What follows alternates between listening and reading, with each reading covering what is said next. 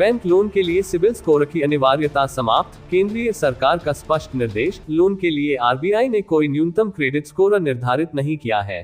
पहली बार लोन लेने वालों के लिए बैंक द्वारा सिबिल स्कोर की आवश्यकता नहीं है। हाल ही में वित्त राज्य मंत्री पंकज चौधरी ने बैंकों को बताया कि यदि पहली बार लोन लेने वालों का सिबिल स्कोर कम या शून्य है, तो भी उनके लोन आवेदन को अस्वीकार नहीं किया जा सकता। Redmi Note 15R 7000 mAh battery 33 watt charging 50 MP camera के साथ लॉन्च। जाने कीमत। Xiaomi ने चीन में नया Redmi Note 15R लॉन्च किया है।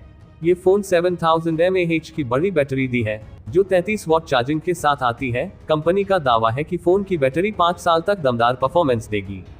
Redmi Note 15R को 3 कॉन्फ़िगरेशन में उपलब्ध है। इनकी कीमतें क्रमशः 6GB प्लस 128GB 15,000 रुपीज में, 8GB प्लस 128GB 16,000 रुपीज में, 8GB प्लस 256GB 17,000 रुपीज में मिलेगा। भारतीय रेलवे की पहल। ट्रेन की पटरियों पर सोलर पैनल से होगा लाखों यूनिट बिजली का उत्पादन। भारत बना दुनिया का तीसरा देश। बनारस रेल इंजन कारखाना ने रेलवे ट्रैक पर सोलर पैनल लगाकर एक नया इतिहास रच दिया है।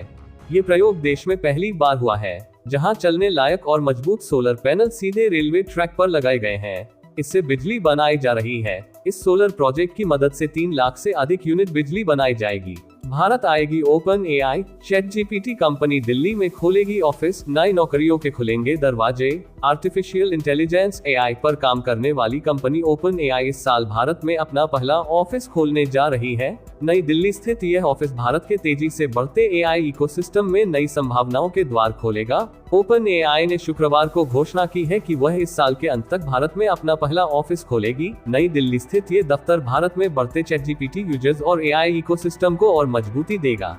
चीन ने ये कैसा समुद्री दैत्य बना दिया। समंदर में 80,000 टन के तैरते किले को देखकर अमेरिका भी हिल गया। दुनिया के लिए एक अजूबा है फुजियान। चीन का तीसरा और सबसे आधुनिक विमानवाहक पोत इस साल के अंत तक समंदर में पूरी तरह से ऑपरेशनल होने के लिए तैयार है। दक्षिण चीन सागर में इस विमानवाहक पोत के परीक्षण चल रहे हैं।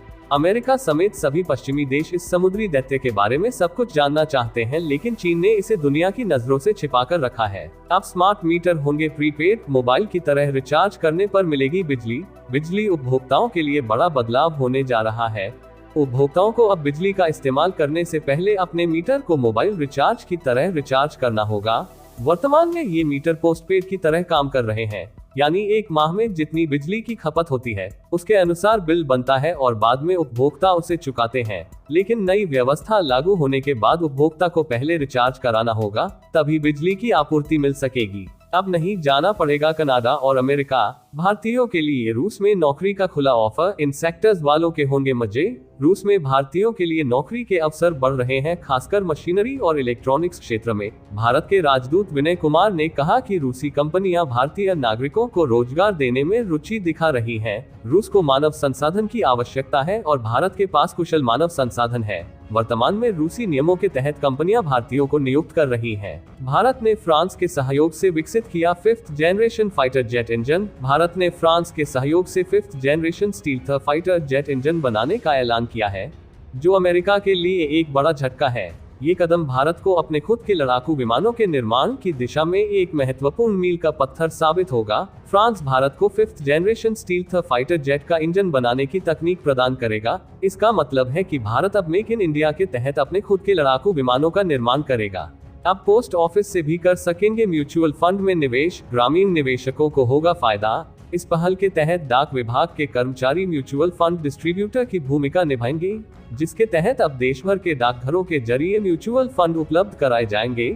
वे छोटे कस्बों व गांवों के ग्राहकों को निवेश प्रक्रिया शुरू करने में मदद करेंगे। इसके तहत India post mutual fund distributor के रूप में काम करेगा। अब सीधे गूगल ड्राइव से ही एडिट हो जाएंगे वीडियो। गूगल डिजिटल रणनीति ने उड़ाए होश। गूगल ने गूगल ड्राइव में एक ऐसा टूल लॉन्च कर दिया है, जिसकी वजह से अब आपको अपने वीडियो एडिट करने के लिए किसी दूसरे टूल की जरूरत नहीं पड़ेगी, जिसे गूगल विड्स का नाम दिया गया है। गूगल ने ये कदम सिर्फ इसलिए उठाया है ताकि वह अपने क्लाउड प्लेटफॉर्म को वीडियो फ्रेंडली बनने पर जोर दे सके।